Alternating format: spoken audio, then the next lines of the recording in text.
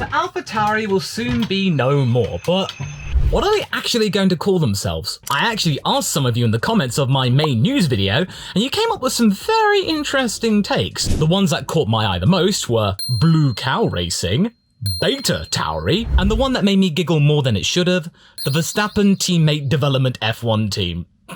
You folks have a funny sense of humour. And then of course there were many people in the comments that just said, oh well, why don't you just call them Minardi again?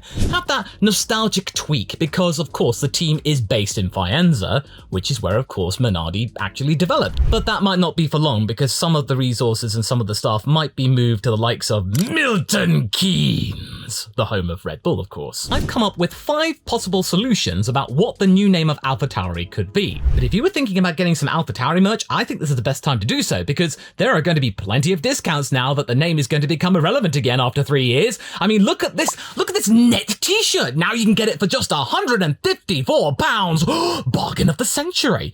Okay, maybe if your wallet doesn't stretch that far, you could get like a V-neck t-shirt here for just £40.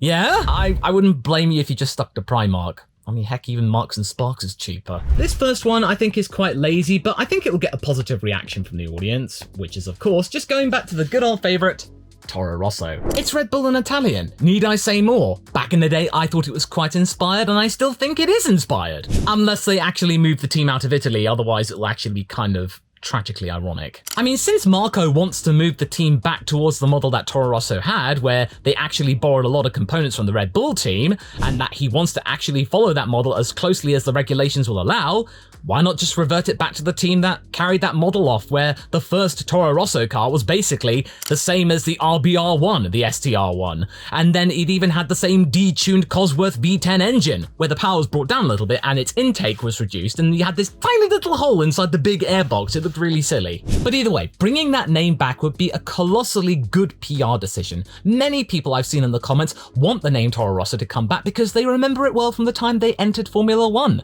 When Drive to Survive started, Toro Rosso was a thing, and therefore it is in the public consciousness in terms of the younger Formula One fans that came in from the Netflix documentary. If they see that name, they'll go, oh yeah, that was a good name. Not to mention those liveries. Oh, that was a design classic. The biggest design classic before the Alpine livery came in 2021. That blue, red, the silver glistening in the sun. Oh, that was so good. And so simple too. As long as they don't stick them on nose cones which look like certain appendages. This is the easiest choice for me. It's a no-brainer. It has a lot of brand recognition, and why not? Just copy what you did before. The fans flock their way back and then tossing all of their AlphaTauri merch. Well, actually, no, and because of the price, you might want to stick it on Vinted or something. I mean, they need to get their money back somehow. Or they could do something like they did with AlphaTauri in 2020 and just name it after another Red Bull thing. Red Bull Service Media House or something like that. It's not a very glamorous business, but it is one of the Red Bull businesses. It is just one of those things where ultimately that second team is mainly there to bring up the Red Bull drivers, and you might want to put it to good use in another way with just naming it after another thing that Red Bull provides or something like that. Just make it as simple as that. I mean, I didn't even know that AlphaTauri was an actual clothes brand until I actually looked into it when the team actually started and it formed. When they announced AlphaTauri, I just thought, okay, it's just another way of incorporating a bull into the name and something like that. They're just probably going to announce it as something that is in the Red Bull wheelhouse and just have it as something that's convenient and it gets a little extra bucks without actually having to pay anymore. I mean, Red Bull's got to make more money somehow because they've plowed a lot of it into the catering division. I know, old joke, but I like making it. Now, this next option could be something to do with their football interest, and RB Faenza or Italia. Again, this name kind of hinges on them staying in Italy. Otherwise, you'll have RB Milton Keynes. Before anyone says, I worked in Milton Keynes for a very long time, and there are a lot of roundabouts. That's pretty much one of its identifying factors. It was meant to be the modern city of the 60s. So I thought I'd spare you yet another roundabout opinion because you got many of those already. You got RB Leipzig, Red Bull Ghana, Red Bull Bragantino. So why not do the same thing with your F1 team? Keep it in the same wheelhouse, but also connected to what you do in other sports. So that could be a potential option, which has some kind of continuity with your naming schemes, Red Bull. So maybe just something like that. Bring it to the football arm. These next two naming options have nothing to do with Red Bull, and it could be a completely different idea.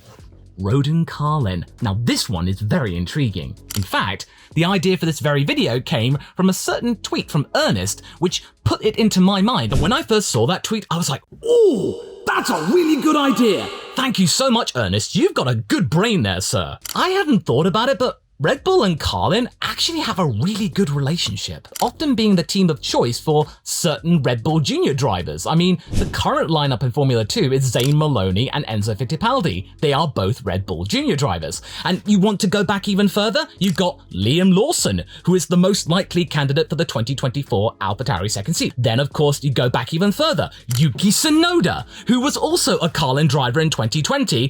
Why not bring that name into Formula One? After all, Carlin is a very trustworthy team. They know what they're talking about with junior formulae. They're everywhere. So it would stand to reason of bringing that name now finally into Formula One, albeit in an indirect fashion. It'll be probably just the naming rights. You might still be based in Faenza, you might have some work in Milton Keynes, or maybe it might be more than that. Maybe we might see some people and personnel coming in from Carlin to help steer the ship in terms of the managerial side of things. That could be a really good idea, and I think that many people who are big fans of motorsport would certainly welcome influence from Carlin coming in to Formula One in some way. They're not bringing their own team in, they're helping out another one, especially with the connection they have from the Red Bull division and category themselves. Oh, this is a really good one. And to top that all off, they've been helping out Brad Pitt's Apex film by actually bringing that paddock and pit garage to life as they were filming in Silverstone. So a lot of the people in there, as well as actually making that pit garage look convincing, that all came from Carlin, and of course help from Lewis Hamilton and Mercedes, but Carlin helped out in the actual logistics proper. So, you know, even more credence to this particular theory. If this happened, I would be really cool with this. So Ernest, bravo, bravo. Now this last one, I'm not really sure about this one because it's looking less and less likely, but I thought I'd say it anyway.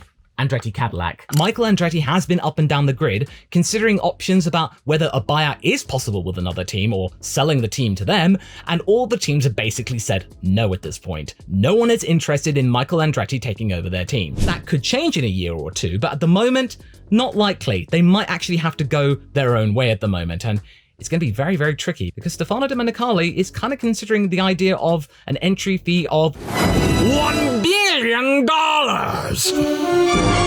But having said that, maybe that might be for the best. F1 team valuations now have gone through the roof. $1 billion now might actually be not that bad, considering that Ferrari is now rumored to be worth $3 billion and Alpine not much less than $1 billion. So, maybe just getting your own team in might not be such a bad idea. It might be pricey just buying out another team. But if Michael Andretti is successful and he does buy out another team, Alpine and AlphaTauri, I think, are the two most likely options because those teams' futures look the most shaky out of everyone else. AlphaTauri is coming back into the heavy custom model of Red Bull. Could be an idea of phasing things out, try the old model one more time. If that doesn't work, then just sell up the team and try your luck, get your money back and, you know, try another way of getting Red Bull Juniors in. AlphaTauri have slipped back down to the back of the grid. It's not a good look for Red Bull to be sandwiching the entire team grid. Hey, maybe those Minardi suggestions are harking back to their good old history of being at the back. Oof. Alpine for different reasons, kinda. I know this is not an Alpine video, but I wanted to touch upon this anyway. It actually came to mind. Laurent Rossi is showing more and more that he's not really overly sold about having an F1 team these days, and I think that the Renault Group would like to get shot of this division eventually, but I think they're going to do it in a way that is very uncharacteristic to the usual Renault procedure of leaving F1 when they just leave. They are slowly walking away. We first saw this in 2020 when they renamed the Renault team to Alpine to help promote their sports car division. Then this year they've sold off a sizable chunk of their F1 team, about 24% or so, to an outside investor. So possibly the next phase could be selling off more of the team to other outside investors, give Ryan Reynolds some more perhaps, and then maybe just have Renault as a minority partner in all of it, having 25% or something like that.